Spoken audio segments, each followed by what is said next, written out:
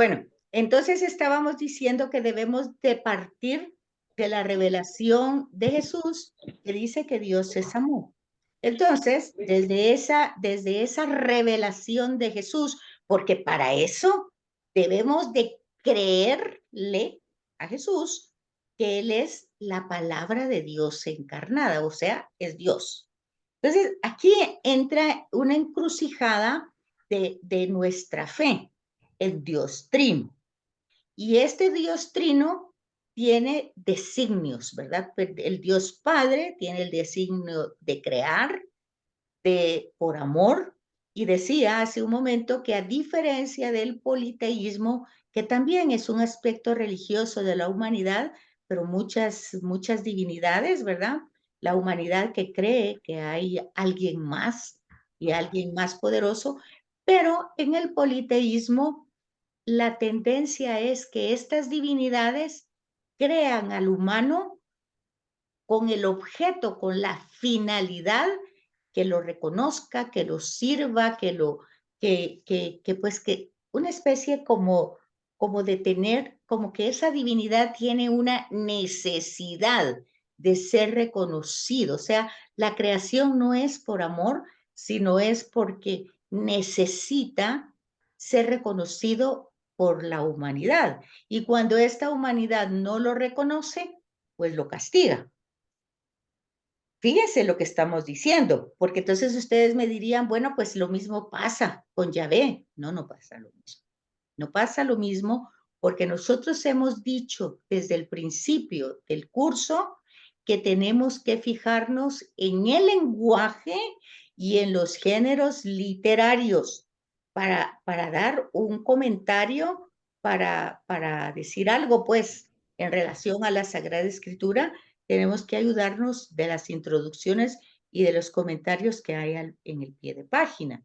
Y entonces, y nosotros debemos entender algo que que decimos en la Eucaristía, en los prefacios, que decimos que aunque nuestras oraciones y nuestro reconocimiento no los necesitas, o sea, no nos ha creado por necesidad, nos creó por amor. Ahí hay una gran diferencia entre todo tipo de politeísmo al monoteísmo cristiano. No tanto el monoteísmo judío y el monoteísmo islámico. El monoteísmo judío y el islámico no tienen a Jesús. En el monoteísmo cristiano no tiene tampoco la Trinidad, ni el judío ni el islámico, solo el cristiano. Entonces, nuestra fe parte de lo que Jesús dice, de lo que Jesús enseña, pero tenemos que retrospectivamente ver la Sagrada Escritura, conocer para ir descubriendo lo que nosotros dijimos anteriormente, no los atributos de Dios, sino todas las expresiones de amor que Dios tiene. ¿Y qué decíamos cuando vimos a Abraham, por ejemplo? Decíamos que Abraham era un hombre mayor que venía de Ur de Caldea, por lo tanto era politeísta, pero tiene un encuentro con este Dios monoteísta, con el único. ¿Y cuál fue su disyuntiva? Pues escoger entre los poli, que habían muchos, y entre el único, que era Yahvé. Y entonces dijimos también en una sesión que es un proceso, no lo hizo de un día para otro, aunque el texto diga marchó, o sea que cuando tuvo esa experiencia Abraham marchó, se despojó de todo y marchó, pero luego vamos viendo en la narración los distintos procesos que va teniendo y vamos viendo cómo él hace esfuerzo y Dios mismo le ayuda para que lo pueda reconocer en eso que él ya decidió, pues creerle a ese único Dios. Oigan que digo creerle, no creer en, creerle a lo que le promete, a lo que dice que va a ser en la vida de Abraham y en la vida de sus descendientes y en la vida de todas las generaciones que se vayan desarrollando después de Abraham.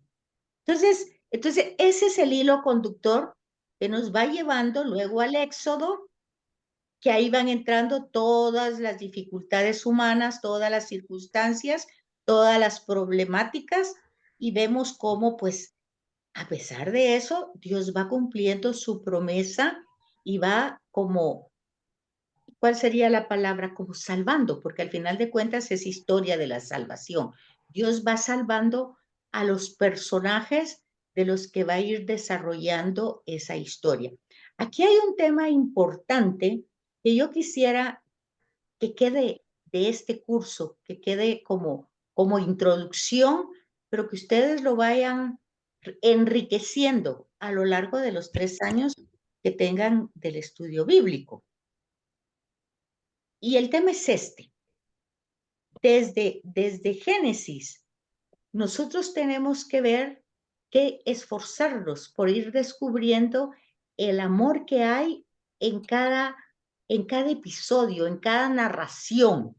Tenemos que ir descubriendo, por ejemplo, que Abraham sí tiene fe, pero hay un acto de Abraham que es el que se le va a elogiar, porque dice, y puesto que le creyó, Dios vio como justicia, como un acto de justicia.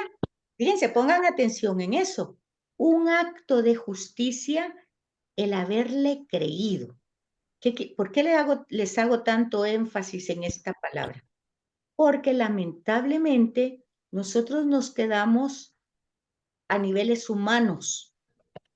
Por ejemplo, si estamos leyendo Hechos de los Apóstoles, por ejemplo, la sombra de Pedro curó a un paralítico, dice el texto, pero no es la sombra. Ahí nosotros tenemos que entrar al Antiguo Testamento que dice, cuídanos como a la niña de tus ojos, defiéndenos bajo la sombra de tus alas. Fíjese, no es que Dios tenga alas, nosotros estamos viendo ahí un género literario, sombra de tus alas. La sombra de Pedro. ¿Cuál es la sombra de Pedro? Pues es el viviente, es el resucitado. ¿Cómo va el viviente?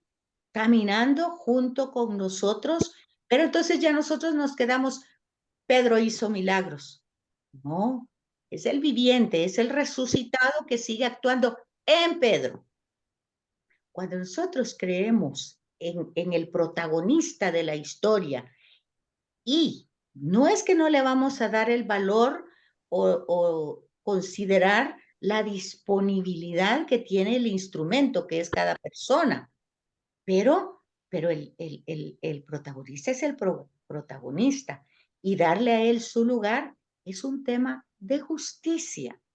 Es decir, que cuando nosotros, por ejemplo, perdona nuestras deudas o nuestras ofensas como nosotros perdonamos, eso está muy claro.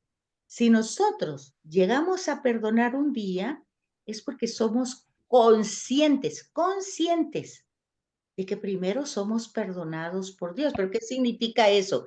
Que lo mismo que está haciendo el otro a mí, yo también lo he hecho más de alguna vez a otros. Y Dios me lo perdonó. Entonces, ¿por qué no lo voy a perdonar ahora? Pero como que se nos olvida. Y por eso, repito, nos quedamos a niveles humanos. No logramos trascender la lectura de la escritura al protagonista de la historia, al que es el amor y quiere actuar por amor con nosotros. Porque un tema importante de esta revelación, si Dios se revela, ¿por qué? ¿Cuál es la finalidad del amor de revelarse? ¿Cuál es? ¿Ser un auditor, de estar ahí viendo cuando nos equivocamos? Pues ese no es una característica del amor. Esa será una característica de un dictador, de un acumulador, de un posesivo, pero no del amor. Entonces yo tengo que descubrir eso en el texto y darnos cuenta que si de alguna manera Dios nos crea, tenemos que brincar hasta Jesús. ¿Para qué nos creó? Pues nos creó para hacernos partícipes ¿Cómo me de su fue? amor, para hacernos Excelente, bastante partícipes de mejor. su humanidad, para hacernos partícipes de lo que Él es. Entonces, eso es Esto muy me importante gusta, Dios. que nosotros lo entendamos, porque si no lo entendemos, nos quedamos a niveles humanos. Faltan un minuto para que se corte, pero se vuelven a conectar, por favor. Y entonces se dan cuenta de que ese es el primer tema que ustedes tienen que ir comprendiendo cuando vimos revelación e inspiración. ¿Por qué quiso Dios revelarse y manifestarse a los seres humanos? ¿Por qué? Bueno, la razón es por amor. ¿Pero por qué?